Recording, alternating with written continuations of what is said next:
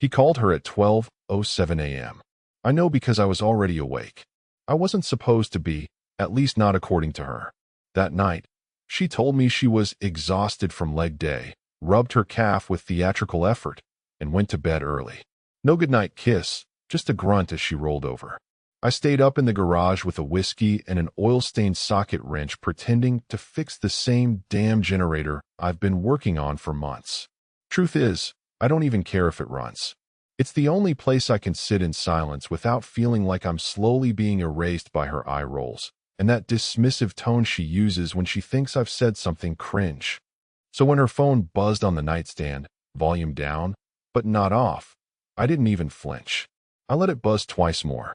Then I walked in. There's something ugly about seeing your wife's face lit up by another man's name. Not just any man, Travis, trainer, complete with a flexing bicep emoji. I picked up the phone. Didn't say a word. At first, it was just breathing. His. Then a half-drunken chuckle. Baby? You up? More silence from me. You there? I watched her stir slightly, but not wake up. She was still in her little sleep shorts, the ones she used to wear for me, back when she still bothered to pretend. She exhaled a faint snore and rolled over. The voice on the other end got lower, slicker. Okay, guess you're shy tonight. Still thinking about that mirror pic? I know I am. My pulse didn't spike. Not even a twitch. I simply ended the call and placed the phone face down where I found it. And then I smiled. Because that was the moment I stopped being a husband. I became something else entirely. 2 weeks passed like a slow match burn. I didn't confront her. I didn't scream. I didn't ask stupid questions like, why? I did what any man with a working brain and a bleeding heart should do. I waited. And while I waited, I learned. I learned her gym visits weren't always gym visits. I learned Travis's last name, where he worked before training, and that he has a weakness for Jameson and roulette, both of which I saw him indulge in when I followed him to Riverport Casino on a rest day. I learned that my wife has a very specific laugh reserved only for him. It's higher-pitched, girlish. I hadn't heard it in over a year, and I learned how to forge my own path to payback. One detail at a time. See, there's a photo frame in our kitchen she never notices. It holds a picture from our honeymoon in Monterey, but more importantly, it hides a tiny nanny cam. She bought it off Amazon for peace of mind when the housekeeper comes, then forgot all about it.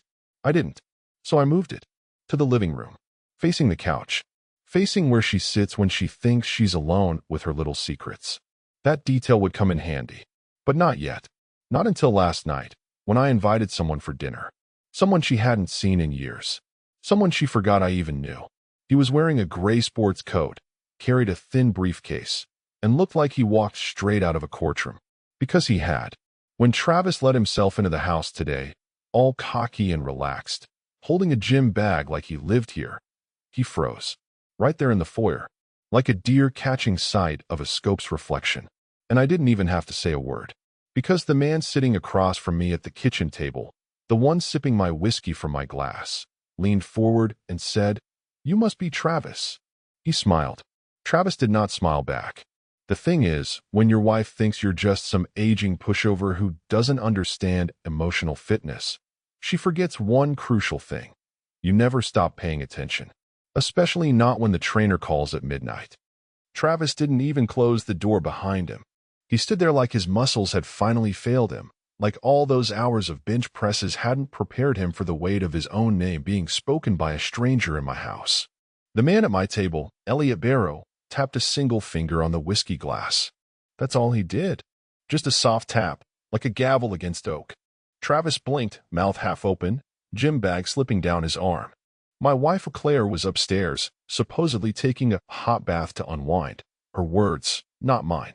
I told her earlier that my old army buddy was in town and wanted to talk business.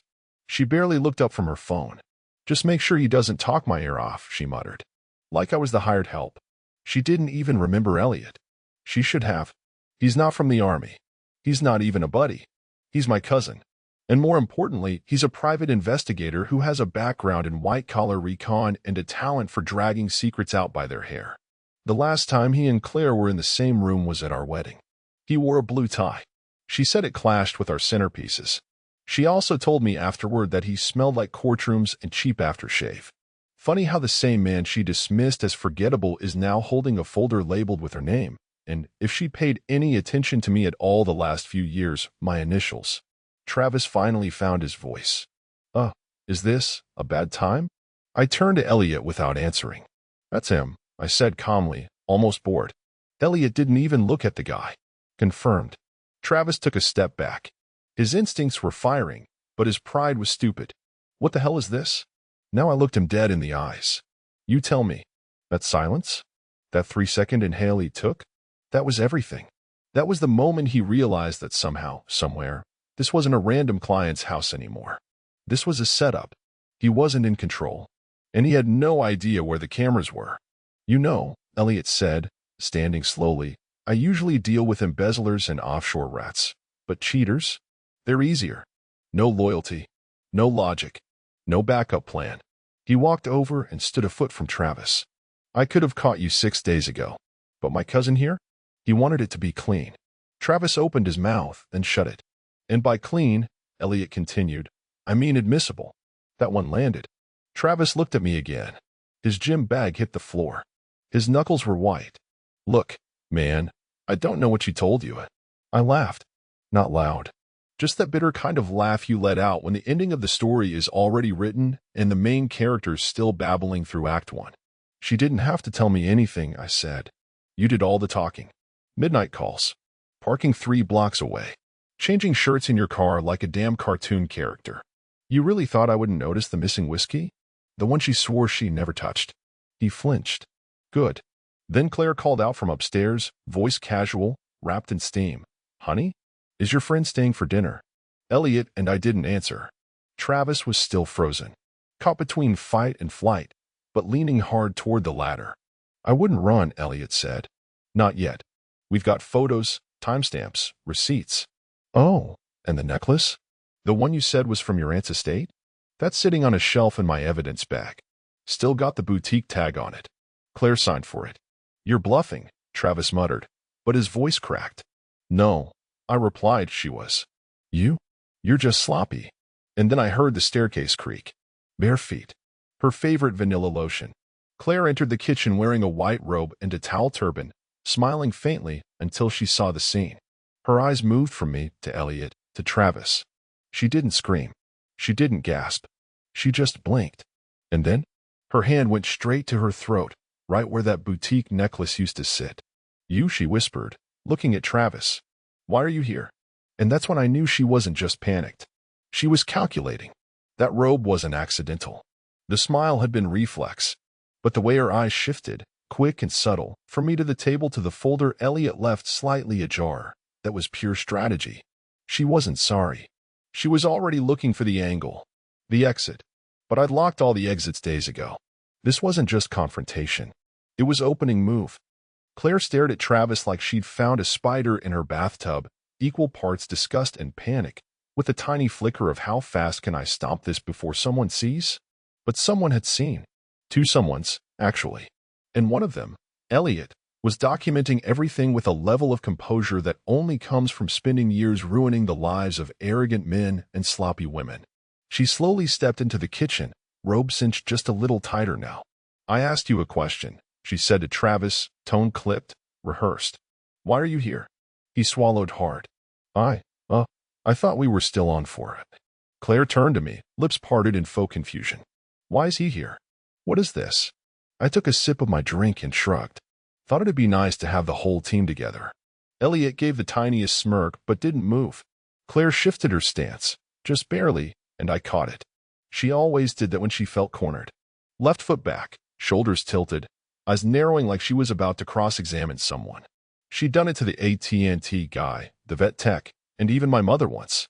But this time she was up against someone who didn't give a damn about her little courtroom impressions. This is ridiculous, she said, glancing at the folder. You're what, setting me up? Are we filming something now? Not anymore, Elliot said calmly. We've got what we need. She looked at me, then Travis, who was still rooted in place like a gym mannequin that had just realized it was naked. Oh, for God's sake, she snapped. Travis, go wait in your car. He opened his mouth like he might object, then thought better of it and backed out the door. Didn't even close it on the way out. She waited a full 5 seconds after it clicked shut, then turned on me. You're spying on me now?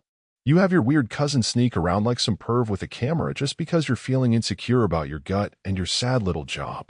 Actually, Elliot said before I could open my mouth, your husband requested a full legal suite. We didn't just film.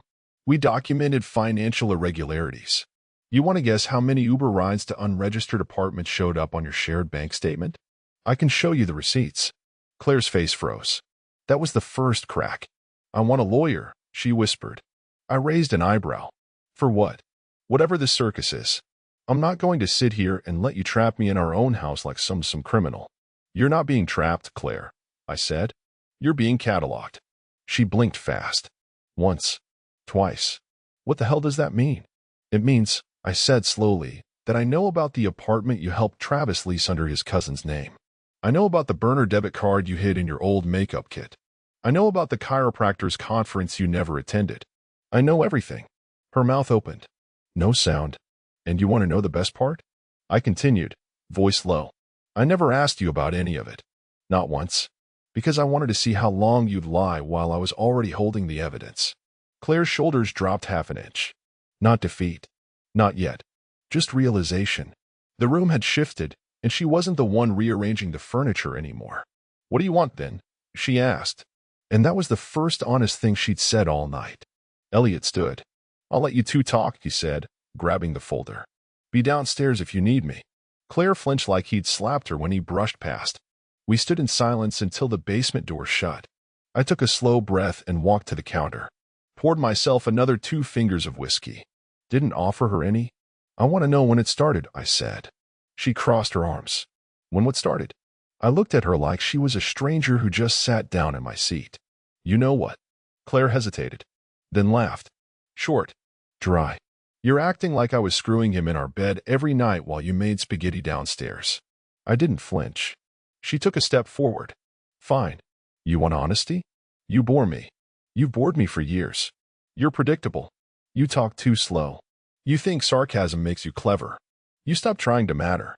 You're just wallpaper with a wallet. My hand tightened around the glass. But Travis, she sneered. He listened. He looked at me. And he came into my house, I said coldly. Because you gave him a key. She didn't deny it. Instead, she grabbed her phone from the island and tapped something fast. Then she glanced up with a smirk. Let's see how your cousin feels when I call the cops and say he's harassing me. I smiled. Go ahead. Just make sure you tell them about the restraining order your boyfriend's ex filed last year. Claire's hand stopped midair. What? Didn't know that part? Huh?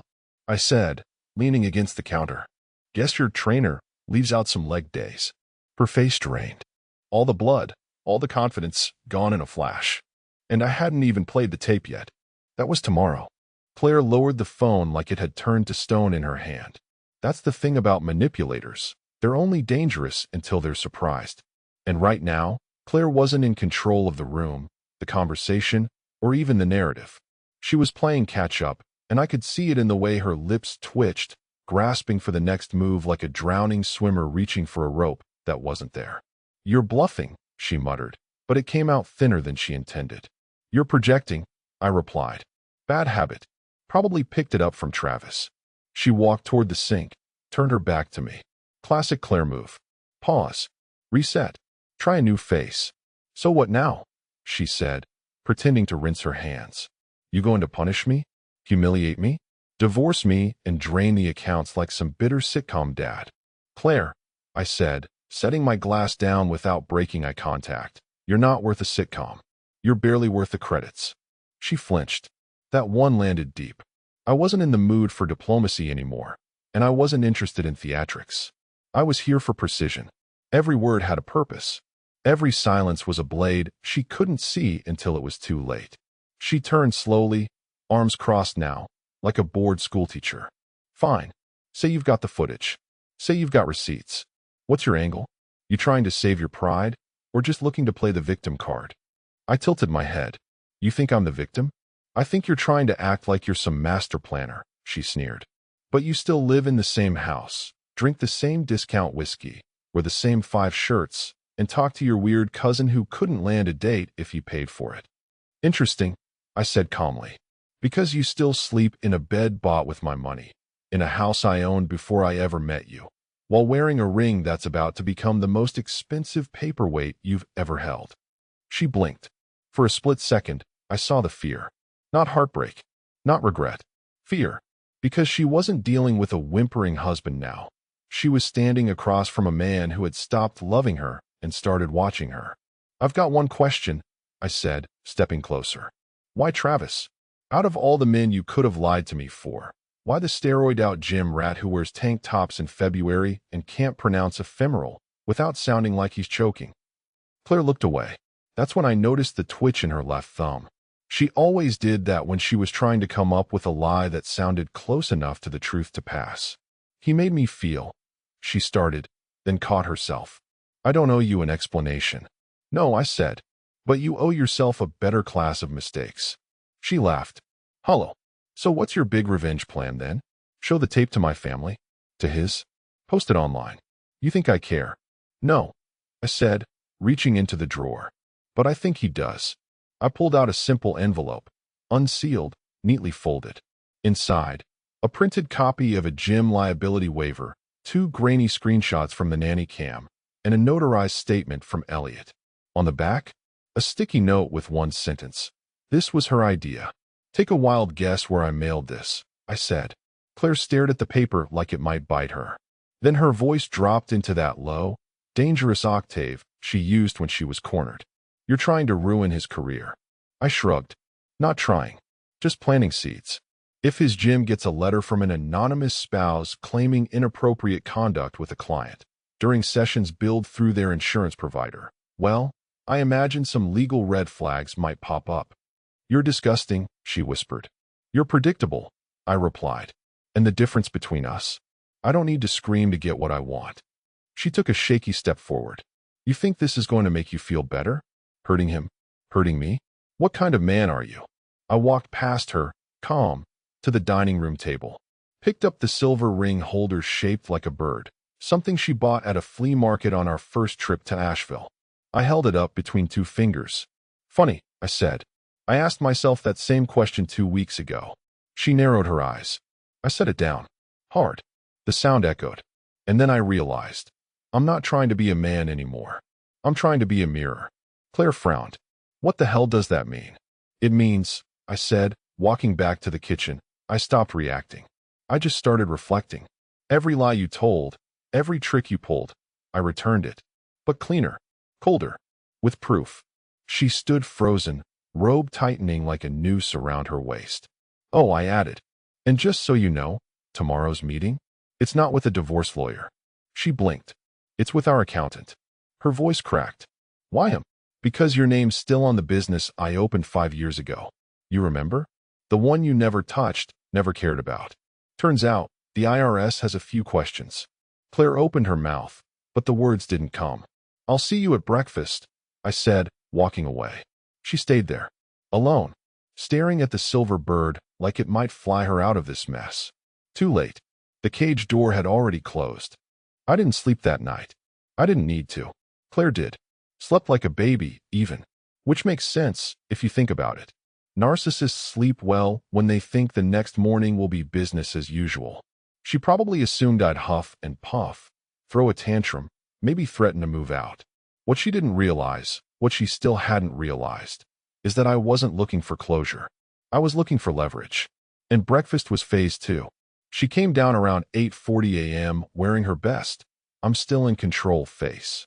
Hair up, blouse neatly pressed. No makeup, but that was strategic, meant to imply innocence. Soft vulnerability. Poor betrayed wife navigating the storm of her husband's outburst. She even brought me a cup of coffee. Black. Just how I like it. I didn't touch it.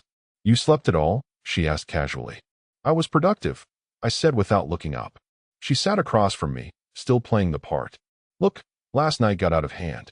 We both said things we didn't mean. No, I corrected. You said things you meant. I just let you. A flicker in her eyes. She adjusted the coffee cup. Silence stretched. The kind that's louder than words. Eventually, she tried again. So what's the real plan here? Because if you think you can take me to court with a grainy cam video and a handful of receipts, you're going to lose. I smiled. Court? Claire, come on. I'd rather win before court. That's why I scheduled this morning's meeting. Right on cue, there was a knock at the front door. Claire tilted her head. That the cousin again? Nope, I said, standing. This time, it's someone you know. I opened the door to reveal Mark Garrison, our accountant. Former accountant, technically. Retired last year. Still does favors. Especially for me. Claire's face paled like she'd just spotted an X during a TSA pat-down. Mark, she said, voice suddenly 3 octaves higher. What are you? He smiled. Hi, Claire. We need to go over the Eagle Ridge holding file. Her lips parted, then closed. She had no idea I knew about Eagle Ridge. It's the name of the property trust I'd set up 6 years ago, before we were even married. She always thought it was just the Umbrella LLC that handled our rental cabin. What she never realized was that I'd rolled 3 other assets into it, quietly, one of which was our house. And when we refinanced the mortgage last year, I had her sign a packet of documents. One of them, buried in the middle, removed her as a beneficiary in case of cohabitation breach. I didn't lie. I just didn't explain. Let's sit down, Mark said, setting a manila folder on the table. I brought the amended filings and the latest balance sheets. I think Claire might want to take a look. She didn't sit. She hovered. What the hell is this? I tapped the folder. This is what happens when you gamble with someone who's been reading the rulebook while you were busy chasing dumbbells and hotel receipts. She opened the folder with shaking hands. Her eyes skimmed the first few lines. Froze. You moved the cabin? I nodded. You sold the condo? Leased it to a veterans housing nonprofit. Got a nice tax incentive, too. And the house. Still mine, I said. But now the deed's under a custodial trust. One that renews annually, unless a breach is triggered. Claire's mouth opened again, but Mark cleared his throat. We've already filed the revision. Your name's been scrubbed. No pending obligations. No claimable equity. Claire stared at me like I'd just pulled a rabbit out of a burning building. You're cutting me off. No, I said.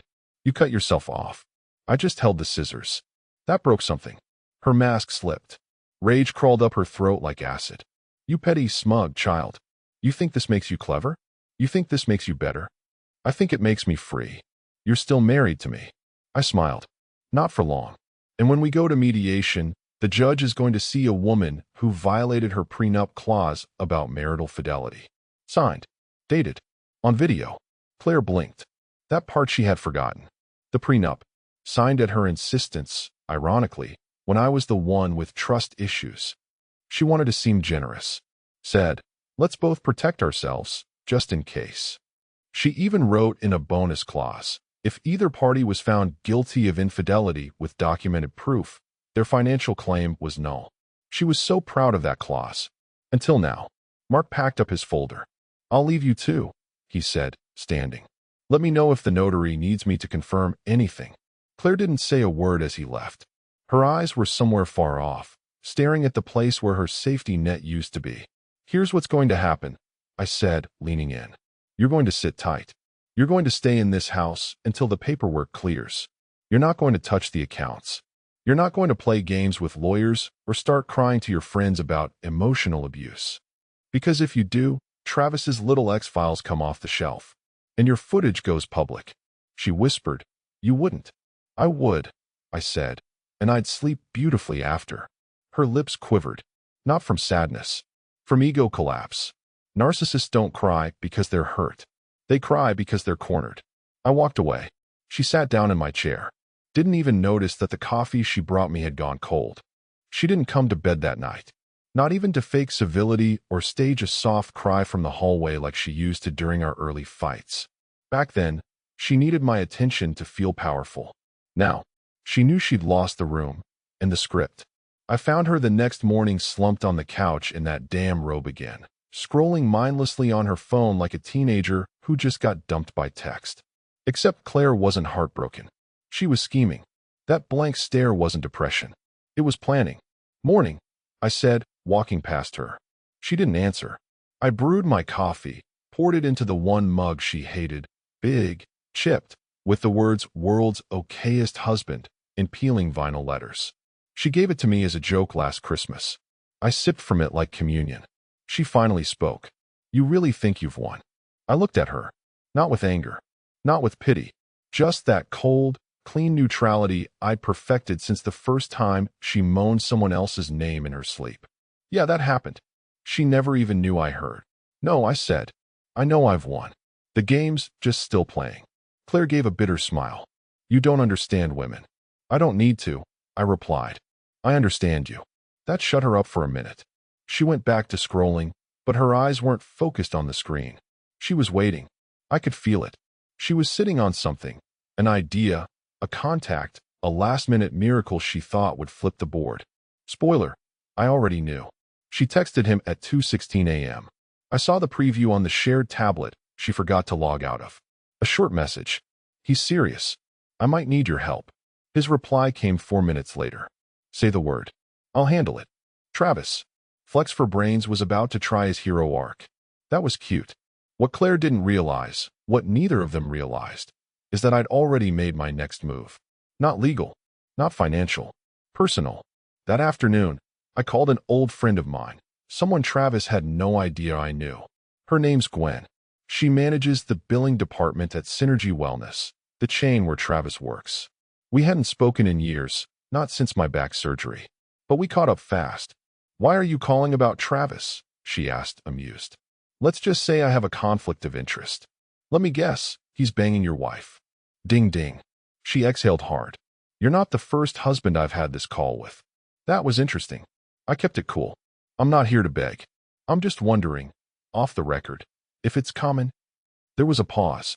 I can't say anything officially, but unofficially, I've had 4 women, 4, asked to switch trainers away from him. One filed a complaint, but our owner's too obsessed with his brand to care. I felt something shift behind my eyes. And if, hypothetically, I said, someone submitted insurance build sessions for personal visits? Gwen chuckled. We'd have to audit. Could lose our licensing if that got out. But hey, if I don't see it, I don't report it. She hung up with a wink in her voice. I had what I needed. That night, Claire walked in wearing a blouse she hadn't worn in years. Light blue, slightly sheer. She looked composed. Too composed. Let's talk, she said, sitting across from me. I nodded slowly. You first. She leaned in. This doesn't have to be a war. It's not, I replied. It's a recording. Her eyes narrowed. I mean, I said, sipping my drink. You've been acting like every moment is staged anyway, so I figured, why not actually start documenting things? You're bluffing. Maybe, I said, but you should still smile. Just in case. Her jaw clenched. Then she leaned back and dropped the act. You want honesty? She hissed. Fine. Travis is better than you. He's younger. Stronger. He doesn't resent me every time I breathe. I let her talk. He listens when I speak. He makes me feel alive again. Like I matter. You, she pointed. You just exist. You think being quiet makes you mysterious? It makes you empty. And there it was. Her final pitch. I cheated because I needed more monologue. I'd seen it rehearsed on forums, in podcasts, in emails sent to my spam folder by divorce counselors who offered male healing retreats. She thought she was landing a dagger, but all she'd done was say the one thing I needed her to say out loud. I see, I nodded. That makes sense. Just one thing. She blinked. What? Travis doesn't actually work at Synergy anymore. Her eyes narrowed. What are you talking about? I pulled my phone out and tapped open a screen. It was a forwarded message from Gwen. Subject, termination notice, Travis Cole. Violation of company conduct policy. Terminated effective immediately pending further investigation. Claire's face went slack. You? No, I said. You did. You sent him into my house. You gave him a key. You called him at 12:07 a.m. You dragged him into your mess. All I did was shine a flashlight. Her mouth opened, closed, opened again. See, I said quietly, I didn't just take your money. I didn't just take your equity. I took your future. You don't even have a him anymore. Just a trail of texts, a scandal brewing, and a boyfriend with no job. And then I smiled, because I hadn't even shown her the CCTV footage yet. That was next. She sat there like she'd swallowed glass. Silent, pale, clutching the table's edge like the floor might drop out beneath her. I didn't rush it. I gave her the full minute of silence. Let the room stretch out like a rubber band about to snap. Then I reached under the table, pulled out a small black USB drive, and slid it across to her. She stared at it like it was radioactive. "What is this?" she asked. But her voice was too calm, forced. Like a kid asking where the dog went when they already saw the empty leash. I didn't answer right away. Just reached into the cabinet behind me and pulled out a tablet. Old thing. Cracked corner. I handed it to her and tapped the screen. The first clip began to play. The living room. Tuesday, 11:13 a.m. Claire. In leggings. Laughing. Sitting on the armrest of the couch like a giddy teenager. Travis. Shirtless. Flexing.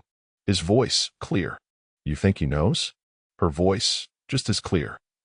If he knew, he'd cry into his cereal. He's too soft to actually do anything. She froze. Didn't blink. Didn't breathe. Next clip. The following Thursday. 5:37 p.m. Travis sitting where I usually sit. Claire handing him a glass of my scotch. "We should have done this in his workshop," she giggled. "He'd never check there. He thinks it's sacred. My workshop.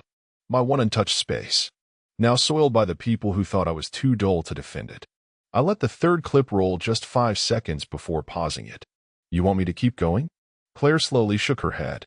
Her hand touched the tablet like she might hurl it across the room, but even she knew better. "I never consented to this," she said quietly. "No," I said. "But you consented to entering a home you don't own, screwing a man who's now unemployed, and saying things you never imagined would be played back with Dolby clarity." She rubbed her temples. "You've been recording me. For a while now." She looked up. "That's illegal." "Nope," I said. "One-party consent state. All perfectly above board. And before you ask, yes, I confirmed that twice with my attorney." I tapped the tablet again.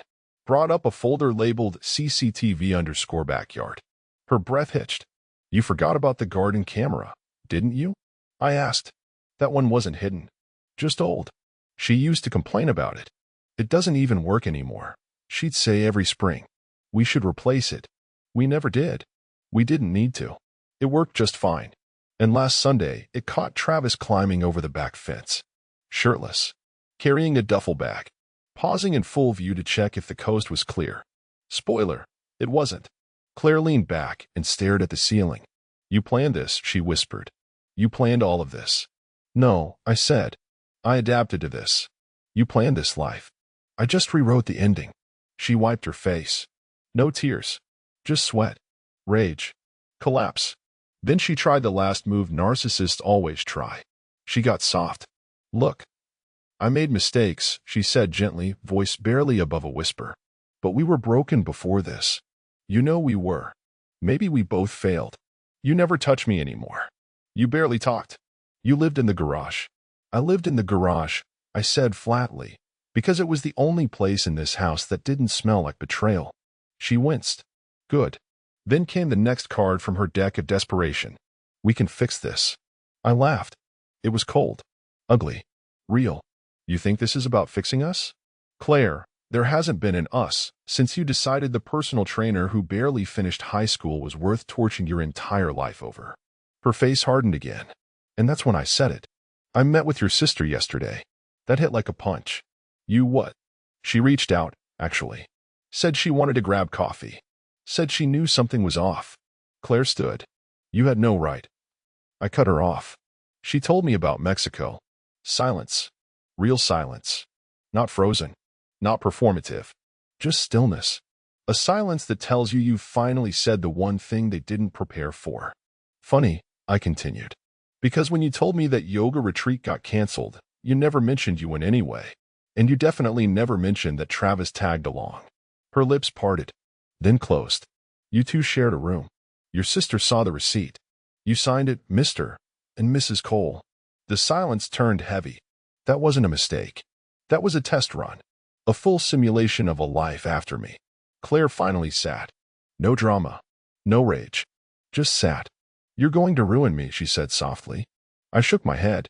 "No, Claire. You ruined you. I just recorded it." She didn't look up again. And for the first time since this whole thing started, I saw it. Not defiance. Not fear. Resignation. And I hadn't even shown her what I mailed to Travis's parole officer yet. That's next. I waited until 9:05 the next morning. Not 9 o'clock. That would have been expected. Predictable. 5 minutes late sends a message. I'm not on your clock. You're on mine. Claire had barely moved from the couch. She was still wearing the same robe. Her phone was dead. She kept stabbing the screen like it might suddenly care.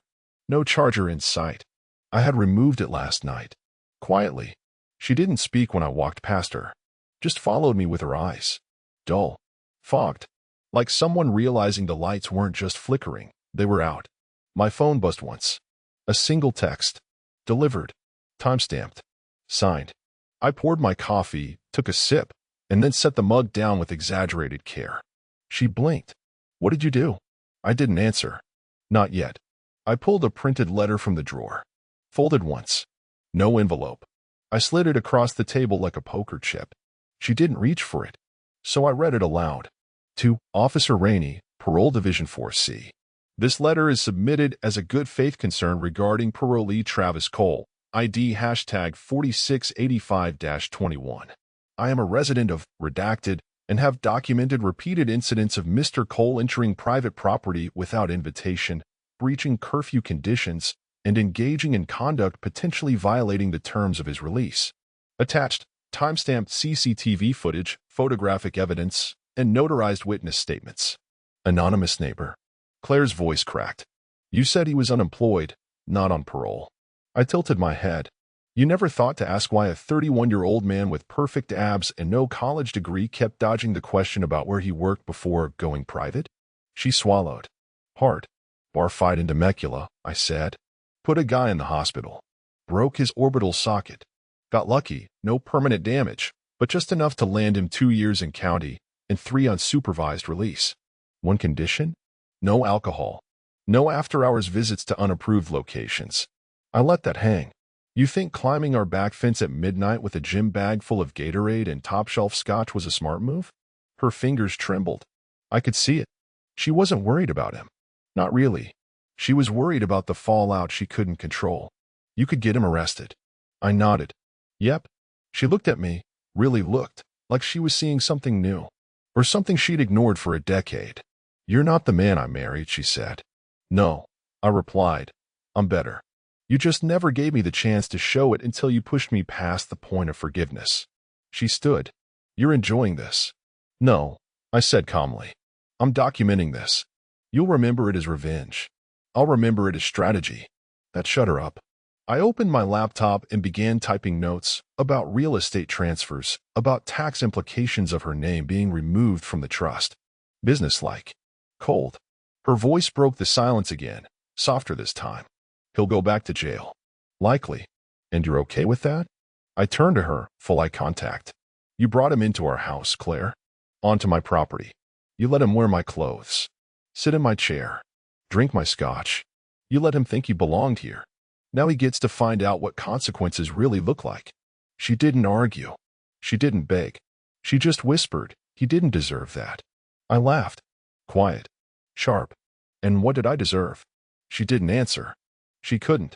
I stood up, walked over, and picked up the little ceramic dish she used for her rings.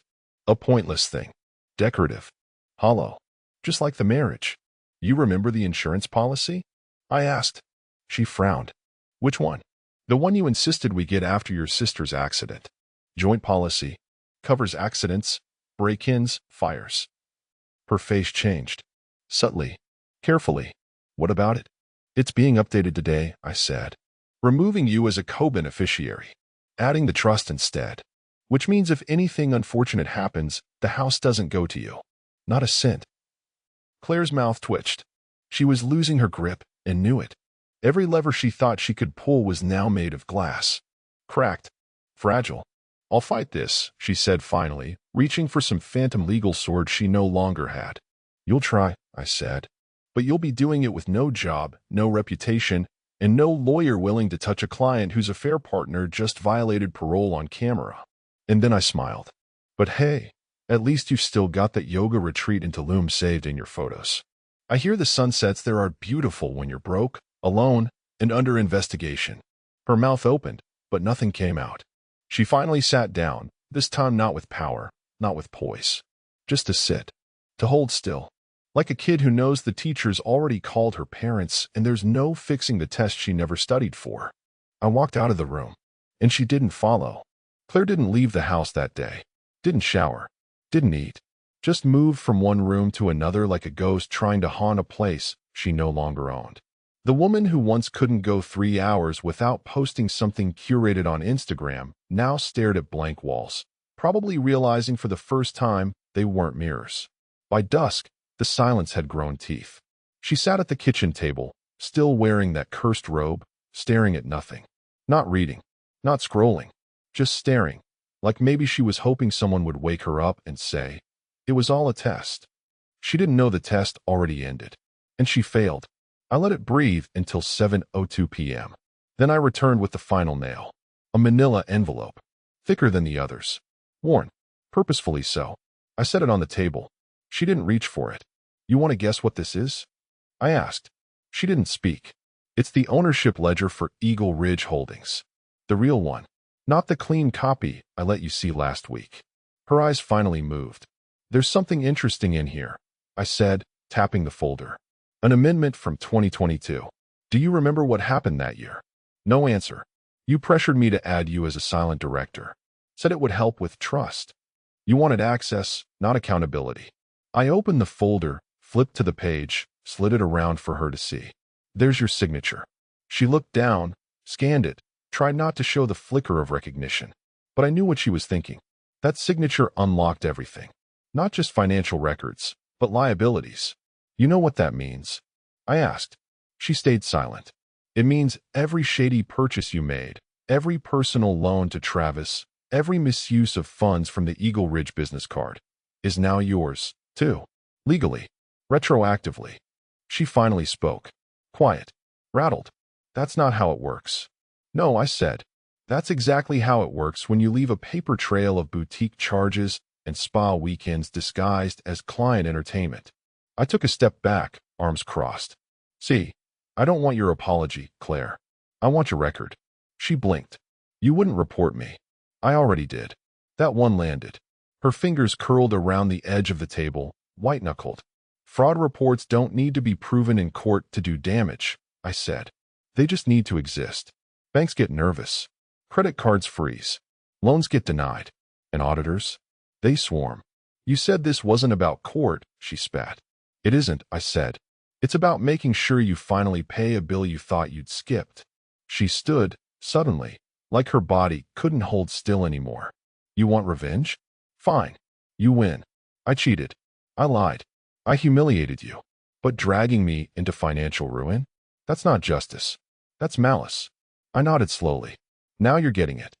Her mouth opened, probably for some gaslighting monologue about forgiveness, about shared blame, about how I shut her out emotionally. But before she could speak, the doorbell rang. Right. On. Time. She froze. Expecting someone? I asked. No, she said, voice flat. I walked past her, opened the door. And there he stood. No, not Travis. Bruce. Her ex-husband. Yes, that Bruce. The one she claimed was toxic, obsessed, emotionally unstable. Except he wasn't. He was a damn accountant. And apparently, still on speaking terms with her sister, who finally realized, after all these years, that Claire's version of the past always seemed to come with erased chapters. Evening, Bruce said calmly, stepping inside with a thick file under his arm. Claire backed up a step. What the hell are you doing here? Bruce gave her a look I recognized instantly, stone cold, paper dry. I'm here because your current husband asked for some clarification on how many times you've pulled this exact con before. Claire turned to me, trembling. You brought him into this. I poured myself another drink. I didn't need to. He volunteered. Bruce placed the file on the table. 3 names, Claire. You drained 3 men before him. Every time, it ended the same. Emotional manipulation, financial codependency, fabricated abuse claims. You almost cost me my career. I had to, she snapped. You were. Save it, Bruce said flatly. You said I was paranoid. Gaslight me until I signed over the condo just to make the fighting stop. Then you flipped it and said I abused you. Sound familiar? Her knees wobbled. She reached for the chair. Bruce turned to me. It took me years to get clear of it. You've done in 6 weeks what I couldn't do in 6 years. Claire's voice was tiny now. You're both teaming up on me. No, I said.